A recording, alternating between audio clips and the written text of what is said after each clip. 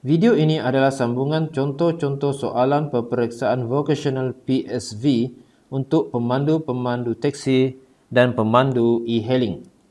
Ini adalah soalan set 3 untuk siri yang ke-6 bagi soalan 51 hingga 60. Soalan 51. Tumpuan sepenuhnya hendaklah diberikan terhadap pemanduan sepanjang perjalanan. Semua pemandu hendaklah mematuhi perkara-perkara berikut. 1. Penggunaan telefon bimbit adalah dilarang ketika sedang memandu. 2. Mematuhi papan tanda lalu lintas dan lampu isyarat. 3. Memberi laluan kepada pejalan kaki untuk melintas jalan. Dan 4. Memberi isyarat untuk membelok sekiranya hendak berhenti untuk mengambil dan menurunkan penumpang. A. 1 dan 4. B. 2 dan 3.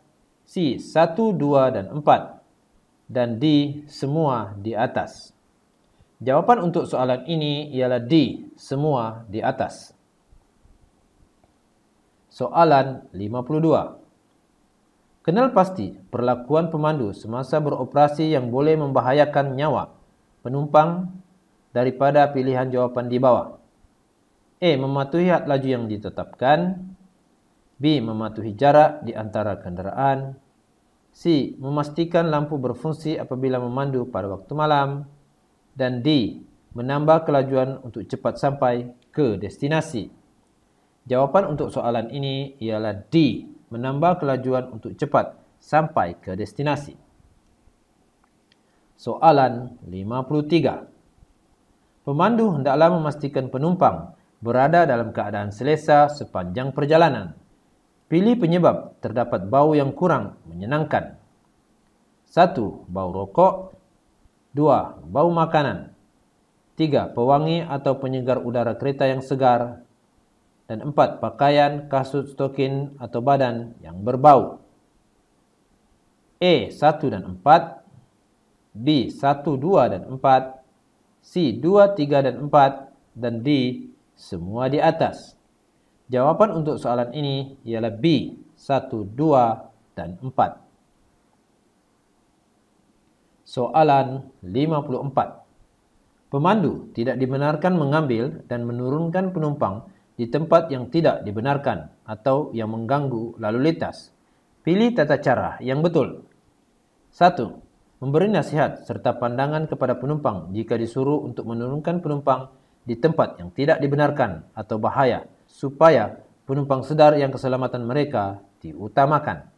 2. Sengaja melewatkan perkhidmatan dengan menunggu sehingga melepasi waktu pertukaran kadar tambang untuk mengambil penumpang sedangkan ketika itu penumpang ialah beratur panjang. 3. Tidak boleh dengan sengaja membiarkan penumpang menunggu apabila mengambil penumpang di mana-mana tempat yang dibenarkan, seperti pusat membeli belah, stesen bas, stesen kereta api, dan sebagainya. 4. Hendaklah membantu penumpang mendapatkan gantian kenderaan teksi yang lain sekiranya kenderaan teksinya rosak atau mengalami kecemasan atau kemalangan. A. 2 sahaja. B. 1, 2 dan 3. C. 1, 3 dan 4. Dan D. Semua di atas. Jawapan untuk soalan ini ialah C. 1, 3 dan 4. Soalan 55. Pemandu hendaklah berkelakuan profesional dan beretika terhadap penumpang serta orang ramai di samping berusaha untuk meningkatkan tahap keyakinan mereka terhadap industri pengangkutan awam. Pemandu dilarang melakukan perkara-perkara berikut kecuali A. Menggunakan kata-kata kesat, lucak atau tidak sopan. B. Profesional dan beretika dengan penumpang. C. Berbual dengan penumpang berunsur fitnah, umpatan, cacian dan berkaitan hal politik, bangsa, negara dan agama. Dan D. Membuang apa-apa objek, tisu, sampah atau meludah keluar dari tingkap semasa beroperasi. Jawapan untuk soalan ini ialah B. Profesional dan beretika dengan penumpang. Soalan 56. Sebagai langkah berjaga-jaga, pemandu perlu sentiasa mengurangkan kelajuan kenderaan dan memandu pada jarak selamat dengan kenderaan hadapan. Pilih situasi yang bersesuaian. 1. Terdapat pemandu atau penunggang yang cuai dan sembrono. 2. Terdapat pejalan kaki yang melintas di kawasan yang tidak sepatutnya. 3. Terdapat kenderaan berhenti di atas jalan raya. Dan 4. Terdapat beberapa jalan keluar dan masuk berdekatan. E. 1 dan 3. B. 2 dan 4. C. 2, 3 dan 4. Dan D. Semua di atas. Jawapan untuk soalan ini ialah D. Semua di atas. Soalan 57. Apabila menghampiri persimpangan, pemandu boleh memastikan keselamatan dengan mengambil beberapa tindakan. Sarankan tindakan tersebut. 1. Berada di lorong yang betul sekurang-kurangnya 60 meter sebelum menghampiri persimpangan. 2. Perhatikan tanda-tanda lalu lintas dan patuhi had laju. 3. Jika terdapat lampu isyarat di persimpangan, bersedia untuk berhenti semasa lampu masih kuning dan bukan hanya berhenti apabila isyarat sudah merah.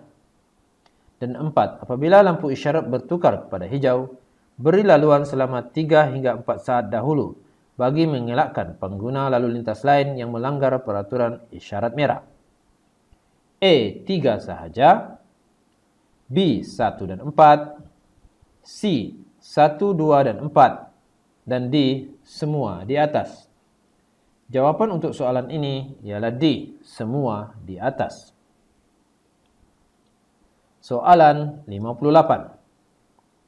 Menggunakan lampu tinggi hanya apabila tiada kenderaan lain di arah bertentangan. Langkah ini bagi meningkatkan keselamatan dan mengurangkan kemungkinan pelanggaran pada tempat kosong. E. Waktu kesesakan lalu lintas. B. Waktu banjir. C. Waktu malam. Dan D. Waktu pemeriksaan jalan oleh penguat kuasa. Jawapan untuk soalan ini ialah C. Waktu malam. Soalan 59. Kurang tidur atau rehat akan menyebabkan keletihan. Pilih tanda-tanda akibat keletihan. 1. Kelesuan fizikal dan mental. 2. Hilang daya tumpuan. 3. Tidak dapat memberi tumpuan.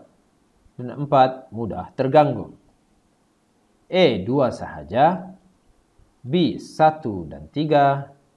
C. 2, 3 dan 4. Dan D.